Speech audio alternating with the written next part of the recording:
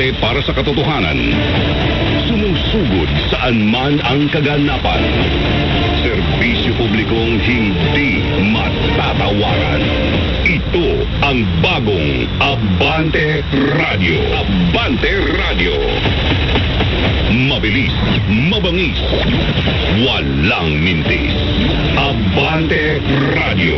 Abante sa balita at serbisyo.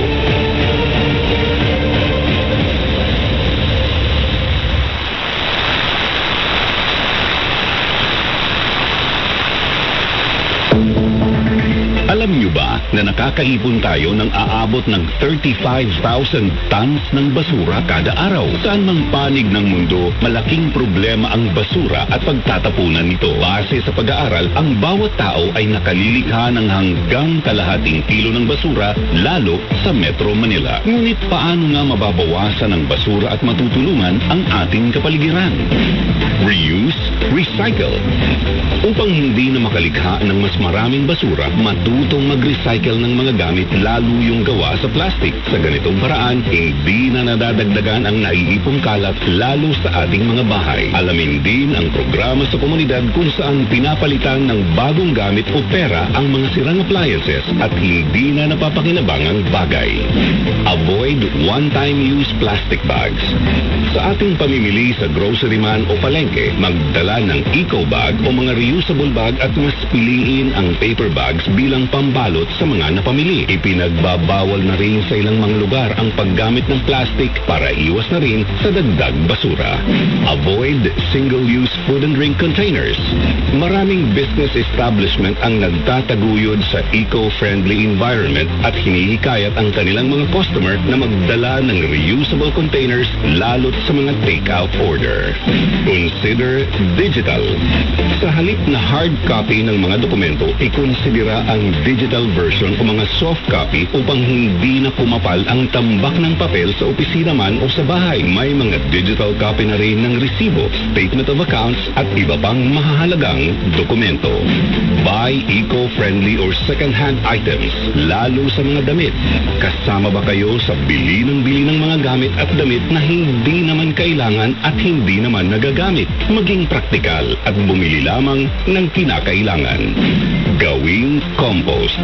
May basurang nabubulok gaya ng balat ng prutas at gulay. Sa ating mga bakuran, gumawa ng composting bin gaya ng lumang container, timba o anumang maaaring lalagyan. Ang compost ay maaaring gawing pataba ng lupa sa ating mga halaman. Bagamat matrabaho, maganda naman ang balik nito sa ating kapaligiran.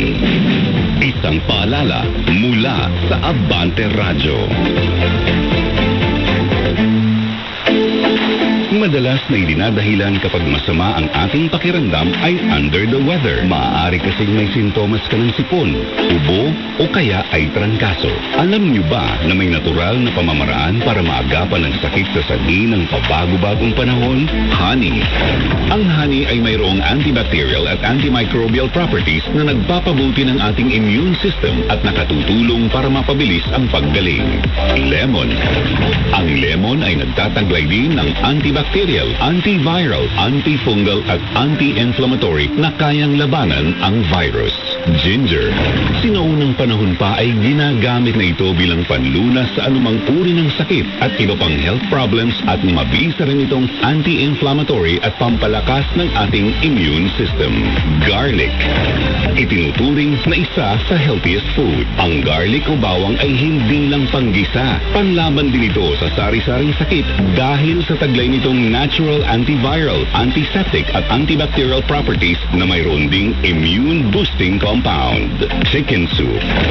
Believe it or not, may pag-aaral na nagsasabing pinipigilan ng chicken soup ang anumang inflammatory compound sa katawan na maaaring magdulot ng viral infection. Mabisa rin itong panlaban sa ubo at sipon at nakakatulong pa para maging hydrated ang ating katawan. Kaya huwag kayong magtaka kung bakit may librong Chicken Soup for the Soul. Isang public service message hatid ng inyong Abante Radio.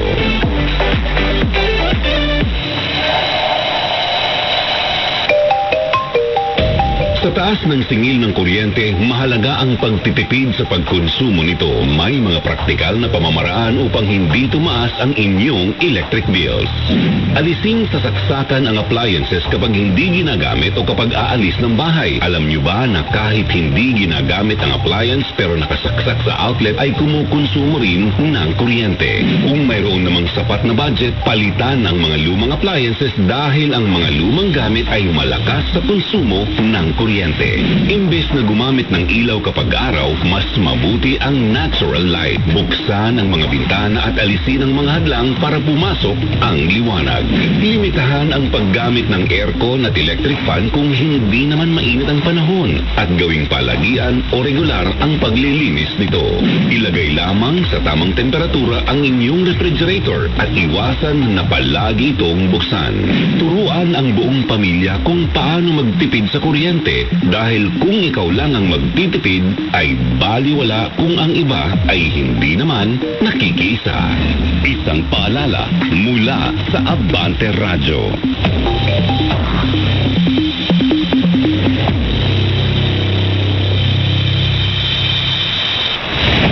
Umaabante para sa katotohanan. Sumusugod saan man ang kaganapan. Serbisyo publikong hindi matatawaran. Ito ang bagong Abante Radio. Abante Radio. Mabilis, mabangis, walang mintis. Abante Radio. Abante sa balita at serbisyo.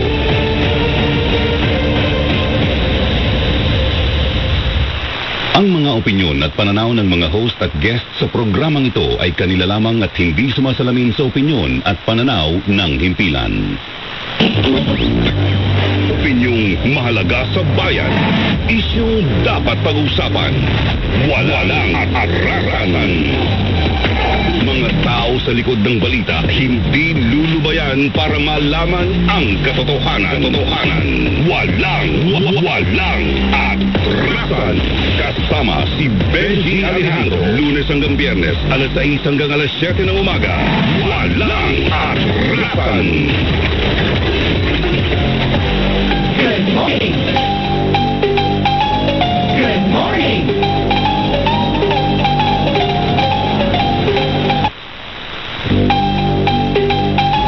Good morning.